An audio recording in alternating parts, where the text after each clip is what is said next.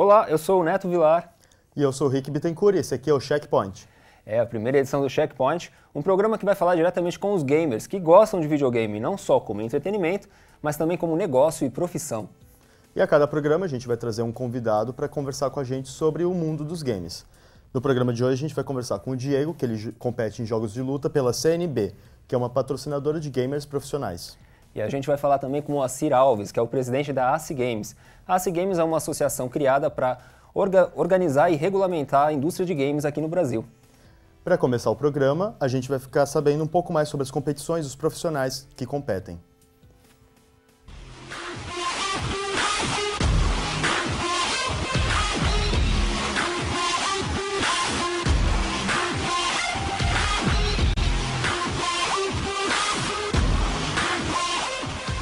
Além de entretenimento, o videogame também é considerado esporte e é conhecido como e-sport. Em diversos países existem competições de games de vários gêneros. A EVO, por exemplo, é o maior campeonato de jogos de luta do mundo, tendo reunido 1.800 competidores em 2010. Já nos MMOs, a GOM.TV Global StarCraft II League é um dos principais campeonatos. Em alguns países, como a Coreia do Sul, esses eventos são transmitidos pela TV e os melhores momentos são compilados e lançados em DVD. Os prêmios podem ser em dinheiro ou produtos. Os jogadores de StarCraft II são os mais bem pagos. Boxer, um dos competidores mais famosos, ganha mais de $400 mil por ano. No Brasil, esse cenário ainda é pequeno, mas está crescendo. No começo desse ano, tivemos o WP Cup em São Paulo, um campeonato de games de luta que trouxe até jogadores internacionais para a disputa. Tivemos também o campeonato StarCraft II realizado na Campus Party 2012, que premiou o campeão sul-coreano Dong Hwan com $6.500. Você pode se atualizar sobre esses eventos em sites como Portal Versus e MMO Brasil, que possuem fórum de discussão para os gamers e notícias.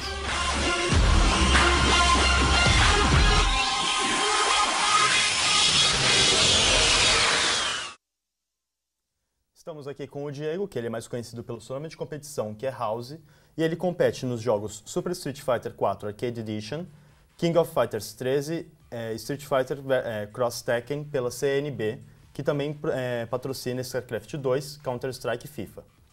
House, seja bem-vindo ao Checkpoint. Obrigado. A gente vai começar perguntando aí um pouco da sua história. Quando é que você começou a jogar? O que te motiva a competir? Quando é que você transformou a brincadeira de jogar em competição? Conta um pouco pra gente. Bom, eu comecei a jogar desde moleque. Jogava no Mega Drive do meu irmão, Street Fighter 2, entre outros jogos sem ser de luta. E sempre joguei de forma casual até pouco tempo atrás.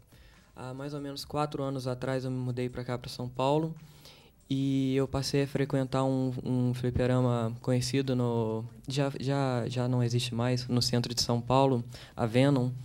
E lá eu conheci alguns jogadores que já tinham essa cultura de competir e tudo mais.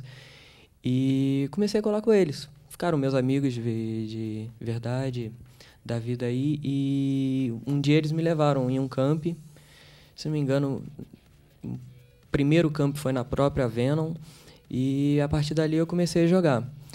E fui jogando, fui indo bem contra outros jogadores da própria CNB, que também são meus amigos. E um dia a CNB me fez o convite para participar. Aí eu pensei muito, assim, tipo, uns 2 segundos, falei, beleza, topo. Aí, a partir de então, eu tô competindo por eles. Comecei só pela Street 4, depois saiu o The King 13, comecei a jogar também, consegui, graças a Deus, ir bem na WP Cup, fiquei em 5º. E agora saiu recentemente Street vs Tekken esse mês. E como é que funciona isso de ser um jogador profissional? Existe uma carreira de gamer ou é uma coisa que você faz paralela ou uma profissão remunerada? No meu caso é paralelo. Eu também sou estudante de recursos humanos, já trabalho na área, mas eu acho que em termos de jogo de luta, poucas pessoas vivem disso, em termos de mundo mesmo, Brasil ninguém.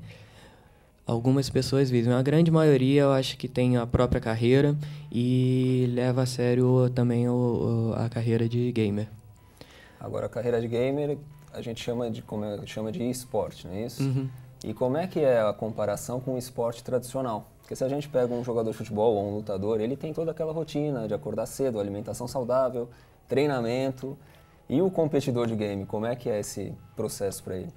Então, quanto à própria nomenclatura, eu acho que tem uma certa polêmica. Tem as pessoas que consideram esporte, outras pessoas não. A CNB considera, nós competidores também. Nossa rotina de treino bom, é uma espécie de lazer que também virou um compromisso. A gente tem nossa rotina no dia a dia, a gente acorda cedo, a gente vai trabalhar, quem tiver faculdade vai para a faculdade, mas está todo dia ali tentando treinar. Hoje em dia a gente tem o recurso do online, né? Para jogos de luta é muito bom você ter esse recurso, você treina aí com jogadores do Brasil inteiro. Eu enfrentei na final da WP Cup o Bruno, Minas Gerais, mas já tinha enfrentado ele várias vezes no dia a dia, online, e ajuda a gente bastante. Eu acho que esportes, em geral, não tem essa rotina tão disciplinada quanto os atletas olímpicos e tudo mais. E você participou da WP Cup, né, que foi um grande evento aqui em São Paulo. Agora. E como é que foi isso? Conta mais pra gente sobre a WP Cup. Cara, a WP Cup foi um sucesso total. Ela foi uma iniciativa do Alas, com o apoio do Portal Verso, que também está sempre organizando os principais e melhores campeonatos. E foi demais. Uns 2 meses antes eles já anunciaram o campeonato e já deu para ver dali que ia ser um sucesso, que o pessoal se animou, porque divulgaram que um jogador internacional, o Jesse Master do Canadá, jogador forte, iria presenciar, ia vir prestigiar a gente, competir também.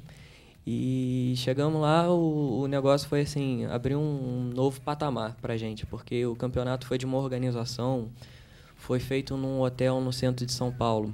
Então, os próprios competidores, a maioria já ficou hospedado lá mesmo, quem é de fora, vem muita gente de fora. E foi demais. E assim, você mesmo disse, o WP Cup foi o maior evento aí, né? Foi o maior até agora. Fighting Game, sim. E a partir de agora, que isso expande, assim? Quais as portas que se abrem para o Brasil, sendo uma referência também em campeonatos de game? Olha, a partir de agora nós já temos telespectadores de fora do país. O WP Cup, ele teve no stream, todos os nossos campeonatos do Verso, ele contam com stream, exibido aí pela internet, e foi o que teve o maior número de telespectadores até agora. Então, eu acho que, assim como as pessoas lá fora trabalham com isso, mostram comerciais, produtos, stream, nós também podemos fazer isso agora, então acho que patrocinador pra gente ficou bem mais fácil de chegar, já somos conhecidos lá fora, então eu acho que agora é alguém conseguir arranjar essa questão mais patrocinador, arranjar um pessoal que queira bancar a gente. Quantos espectadores foram mais ou menos? Você tem essa informação? Olha, esse número exatamente eu não tenho, mas eu sei que foi muito maior do que eu... Por exemplo, a gente teve um outro campeonato do Alas que teve 500. Esse foi bem maior. Então, eu acho que... Eu não vou chutar um número para não ficar uma coisa... Mas foi bem maior.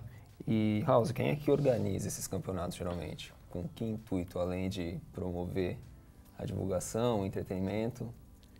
Quem está por trás, assim, da organização? Quem é que monta? São gamers, amantes dos jogos de luta. Geralmente Portal Verso. Portal Verso que começou a correr atrás e achou parceiros como o Alas, o Caramelo, e daí começaram a montar os campeonatos. Nego levava videogame de casa para ajudar na organização, TV e tudo mais, e hoje em dia a gente já tem esses colaboradores que ajudam a gente com isso. E nessas competições, os competidores têm a opção entre o controle clássico e esse controle especial, que... o arcade.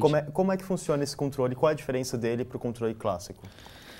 Então, esse controle aqui ele tem uma sensibilidade melhor. Alguns, por exemplo, Street Fighter, alguns personagens eu acho que foram feitos pensando nesse controle, porque é muito complicado você controlar alguns personagens no controlinho normal. Os comandos são muito fora de mão. Nesse aqui, né, com a mão você já tem acesso a todos os botões, então fica mais fácil. Isso aí é questão muito de preferência. Eu acho que a maioria dos competidores competitivos hoje, preferem o arcade.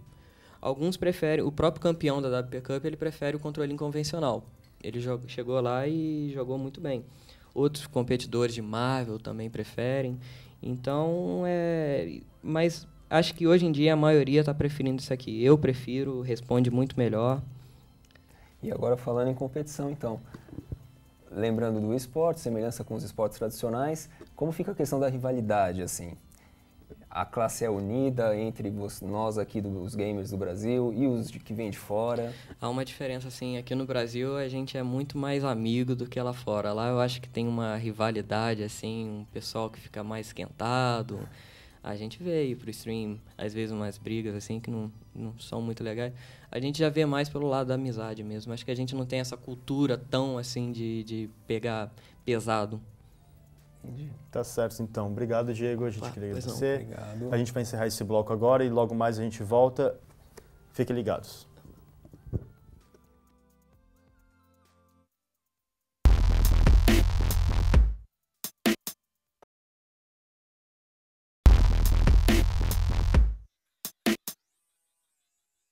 Checkpoint de volta e agora eu tenho uma pergunta para vocês. Você prefere o jogo online ou você prefere o jogo em mídia física? Para jogar a hora que quiser, ter aquela independência, trocar com os amigos. A gente vai ver um pouco mais sobre esse assunto e na sequência eu volto para te apresentar uma figura importante do cenário de games aqui no Brasil. A internet mudou a forma de consumir games. O primeiro mercado que explorou suas possibilidades foi o de MMOs, cobrando jogadores por itens dentro do game ou através de assinaturas mensais. O mercado de jogos para consoles não só aderiu à prática de cobrar por itens, como também começou a vender novos mapas, personagens e extensões de campanhas via download. Com o surgimento de redes online como a Xbox Live e o Steam, até mesmo jogos que eram apenas comercializados em mídias físicas começaram a ser vendidos também por download. Além disso, a internet propiciou que produtoras independentes ganhassem espaço para vender seus produtos sem o custo de distribuição, contribuindo para uma abertura do mercado. Tudo isso resultou em uma grande diversificação dos gêneros dos jogos e na possibilidade de games mais artísticos serem comercializados. A gente viu aí que o mercado mudou, e o mercado mundial, do global mudou, e o mercado de games também mudou. E agora a gente está aqui com o Moacir Alves, que eu anunciei no começo do programa, é o presidente da AC Games. Tudo bem? Seja bem-vindo. Tudo bom, obrigado. E Moacir, conta pra gente então como surgiu a ideia da AC Games, a ideia do nome também, dá um resumo pra gente. Bom, na verdade, tudo começou, né, de uma simples palestra na Microsoft, né, que eu ministrei. Aí daí então a gente criou o Jogo Justo, que visava reduzir a carga tributária nos jogos e consoles, porque ela é muito alta. Aí daí em diante a coisa tomou um outro corpo, a gente começou a ter mais procura, começamos a nos profissionalizar. Aí o meu amigo e também hoje vice-presidente da associação chegou, a gente precisa montar uma associação para representar esse mercado grande que é o de games que está nascendo e está se formando dessa forma. Eu falei, poxa, então vamos lá, né? Só que qual era o nosso problema principal? Fazer uma associação que ela englobasse tudo de games, né? Porque nós temos uma associação que é a ABS, que é patronal. Temos a Associação de Desenvolvedores, que é a Abra Games. E a gente pensou uma que pegasse todo o ecossistema. Qual é o ecossistema? A cultura, a indústria, comércio. Então a gente falou a AC Games, Associação Comercial, Industrial e Cultural dos Videogames, que engloba toda a área gamer no Brasil. E você falando dos associados, tem associados que são as lojas de games, como por exemplo a USA Games, né? Como eles são afetados pelo comércio online? Eles estão se adaptando aqui no Brasil? Como é que isso está se dando? Isso é uma realidade não só no Brasil, como no mundo inteiro. Se você pega a GameStop, que é a maior rede de lojas do mundo, que tem 2.200 lojas no mundo inteiro, eles estão se adaptando para o comércio digital, ou seja, para o comércio online, que é muito rápido, né? E ele tem aquela questão do consumismo. E aqui no Brasil, o que está acontecendo? Nós temos um problema da mídia física até. E nós não temos nenhuma regulamentação para uma mídia digital. Ou seja, aqui você pode baixar livremente Steam, você pode baixar livremente qualquer servidor de fora e usar. Só que é completamente ilegal. Por quê? Porque você não paga imposto nenhum. E é tão absurdo esse mercado que o ano passado, quando eu estava na Alemanha, eu queria ter uma reunião com o pessoal da Steam. E eles não quiseram me atender. Primeiro Nossa, que absurdo. Sério. Primeiro eles chegaram assim, né? E eu sou um macaco velho, né? Eu cheguei assim, perguntei, qual é o período que vocês têm de reunião? Aí a mulher olhou para mim, de onde você é? Eu sou do Brasil. Ela olhou para mim, do Brasil? Olha, temos esse horário. Era a última reunião no último dia. Nossa. Aí eu olhei assim e falei, bom, tá, né? Tudo bem. Aí, no dia eu cheguei e tal, meia hora antes estava lá. Aí eu perguntei, olha, eu já estou aqui esperando, já falei com a moça, ela falou assim, olha, mas temos um probleminha. Não vai ser possível sua reunião. Como não? Aí ela chegou e falou, não vai ser possível, porque infelizmente eles vão ter uma abertura. Só que o stand ele era um pouco aberto. E no fundo, eu vi o pessoal conversando. Aí eu falei, vamos usar o jeitinho brasileiro. Eu falei, tudo bem. E fiquei assim do lado de fora esperando. A hora que o cara saiu, prazer, Moacir, como é que você vai? Chegou bem aí na o cara cara de se pau. assustou, né? Claro, né? Aí o cara se assustou e falou assim, como, né? É o David, que é o nome dele. Aí eu cheguei, David, 5 minutos, não vou tomar muito tempo. Aí ele falou assim, que legal, você de onde você é? Eu sou do Brasil. Ah, você é do Brasil. Aí eu achei, como é que eles estão tão ligados assim, né, no Brasil? Eu falei, olha, eu queria que o processo digital no Brasil fosse regulamentado. Aí eu fiquei uns 20 minutos falando com ele. Aí ele ficou assim, olhando para mim, com aquela cara de aham. Terminou, ele falou assim, olha, é legal, mas a gente não quer saber. Mas por quê? Ele falou assim, porque vocês já pagam pra gente sim, a gente precisar estar lá. Então, assim, para que eu vou no seu país? Aí eu fiquei assim, né? Em 5 minutos, assim, meio baqueado. E ele ainda falou uma frase de ouro que eu nunca esqueci. E quando eu encontrar, que agora a coisa vai mudar um pouquinho, né? Aí, né, que o Brasil é a bola da vez, aí eu vou poder falar essa frase. Ele falou assim, o Brasil não é o país do futuro, que continue assim. Então, assim, por que ele falou isso? Porque ele não precisa vir para cá, porque para montar uma empresa aqui é muito burocrático, a questão digital é muito complicada. Só que aí eu fui nomeado para o governo. E eu adivinha a primeira coisa que eu vou fazer. Marcar a última reunião do último dia com esse cara. Errado. Aqui, minha primeira reunião vai ser sobre regulamentar a questão digital do mercado de jogos. Por quê? Porque ela realmente, assim, ela bate de frente com os lojistas, que é um mercado que está se iniciando agora, não é? E que aqui no Brasil a gente ainda não tem nem sequer músculo, nós não ganhamos nem força ainda nesse sentido. Então, assim, a primeira coisa que eu vou propor é justamente essas questões de regulamentação. Você quer vender no Brasil, você tem que ter um servidor no Brasil para dar emprego pro nosso pessoal aqui do Brasil, para gerar imposto aqui no Brasil. Aí ele vai me procurar. Tá certo. E House, você como competidor e jogador, você consome desse mercado digital? Você baixa coisas? Dos meus jogos eu tenho mídia física e alguns DLCs. São até onde eu chego. Que são as extensões de As jogos. extensões, alguns updates, alguns personagens novos. Agora a gente pergunta essa questão do DLC, é o seguinte, Moacir, até que ponto isso não é uma estratégia das empresas em querer deixar o consumidor sempre dependente, consumindo mais? Tem uma questão assim, não tem? Veja como o mercado se movimenta. Estou falando em geral, computador, game, onde você precisa armazenar, cada vez dobra de tamanho. Então começou com mega, depois com giga, agora com tera e por aí vai. É lógico que eles querem que eles querem controlar.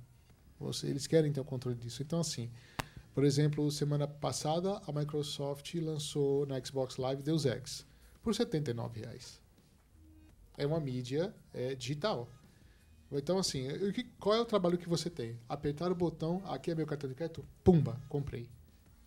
Ou seja, você não vai em loja, você não sofre burocracia, você não tem problema. Meu download deu problema. Deleto e baixo novamente. Então, o que acontece? Lógico que eles estão vendo isso lá na frente, todas essas empresas estão vendo, porque é lógico para você ficar preso a elas. Mas, assim, o que acontece? A mídia física ela ainda atrai, ou seja, eu quero ter a caixinha do jogo, quero ter um negócio mais legal, quero ter uma edição de colecionador, que é uma coisa mais bonita, né? Tem as estátuas e tudo legal. Só que o que acontece? Para frente, ou seja, eles já estão olhando lá na frente, que esse público vai cada vez minguar mais, né? E a parte da questão digital vai cada vez aumentar mais. É claro, mas isso gera a famosa bolha. O que é a famosa bolha? É como o mercado americano de imóveis lá. Vai crescendo, uma hora ninguém aguenta e estoura. Porque aí você não vai ter loja, você não vai ter absolutamente nada. Foi anunciado a semana passada que uma loja de redes europeia, a Game, é a maior loja de redes que tem na Europa inteira, ela pediu falência. Então, por quê? Muita questão do comércio de jogos. Existe um outro comércio de jogo que é o que enfrenta o comércio digital, que é o comércio de jogos usados. Então, o que acontece? O jogo, você compra um jogo, aí você joga. Pô, não quero mais. Aí você vai pro meu amigo. Ô, meu amigo, você quer comprar aqui? Você paga tão X, tal. Ou mesmo nas lojas, ele vai lá e recebe. Isso é muito forte, né? E ontem eu recebi a notícia de um amigo meu espanhol que o presidente da Silicon Knights falou que o mercado de jogos usados está acabando com o mercado de videogame no mundo. Na verdade, não é o que está acabando com o mercado. Na verdade, o que as pessoas precisam é de preço e serviço. É a chave do negócio. Então, assim, por que uma loja como a UZ Games ela ganha muito destaque? Porque é uma loja de balcão. Você chega lá, tem uma pessoa para te atender, que sabe o que está falando, entendeu? Que consegue falar com o pai, que não entende absolutamente nada, com um filho que entende tudo. Então, você junta esse tipo de serviço. E falta o quê no Brasil? Preço. Então, assim, a realidade digital no Brasil, ela ainda é fraca, ainda não é uma ameaça, mas futuramente pode ser. E você, Diego, você consome mais mídia física ou mídia online? Até agora apenas mídia física. Eu ainda não tive nenhum jogo mídia online. Agora, será que a mídia física vai acabar? Porque, assim, os jogos estão cada vez mais pesados, como você estava dizendo. Então, a tendência, ninguém precisa se preocupar com isso. Não há esse perigo. Você sabe no disso? Brasil, ainda não. Mas lá fora, provavelmente. A questão da mídia digital é o custo, que ela é muito baixo. Certo. Entendeu? Mas assim, o que acontece? Mesmo ele sendo um custo baixo, existe um peso.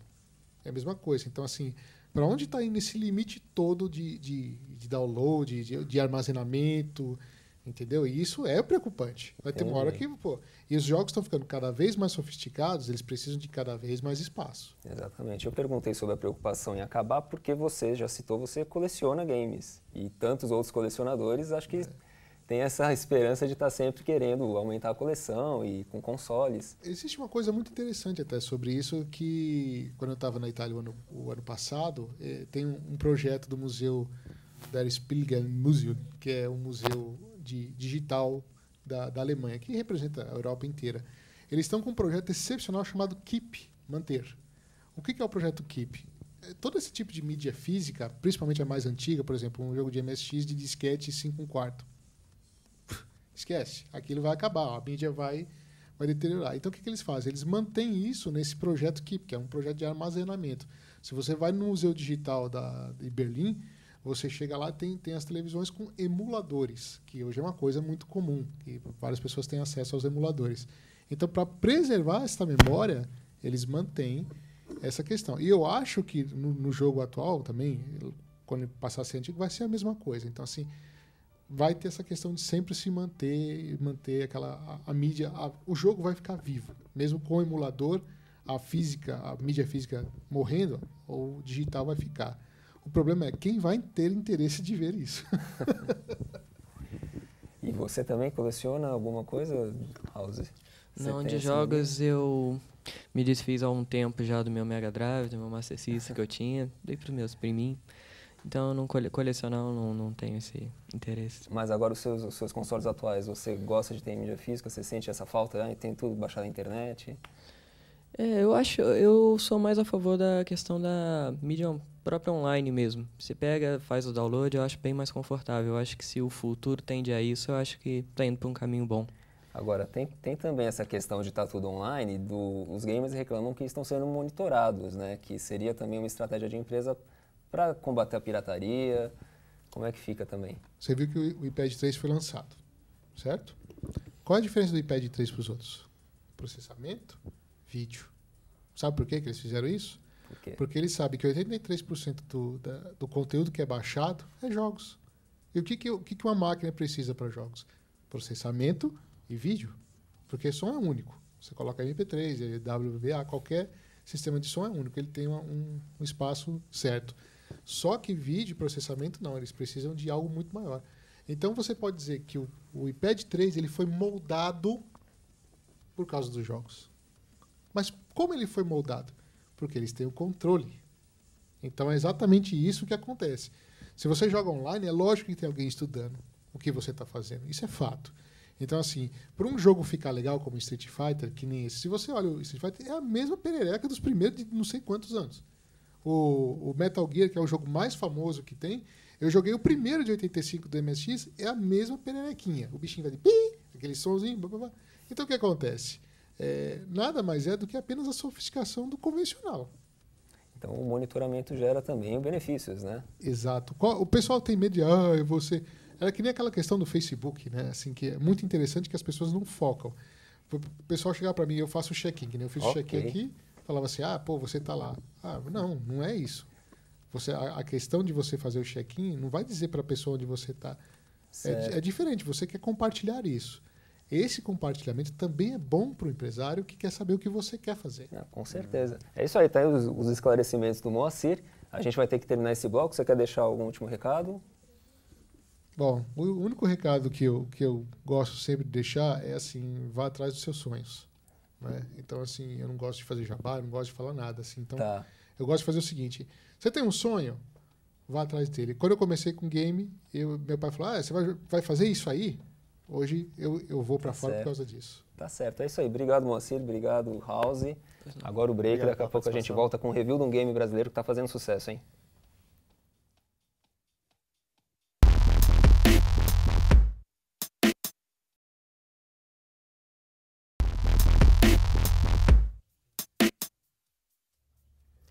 Estamos de volta. Já falamos sobre mercado e comunidade, agora vamos falar sobre um game, que é o Out There Somewhere. Exatamente. A gente foi lá, a gente foi jogar esse game para fazer um review para mostrar para vocês o que a gente achou.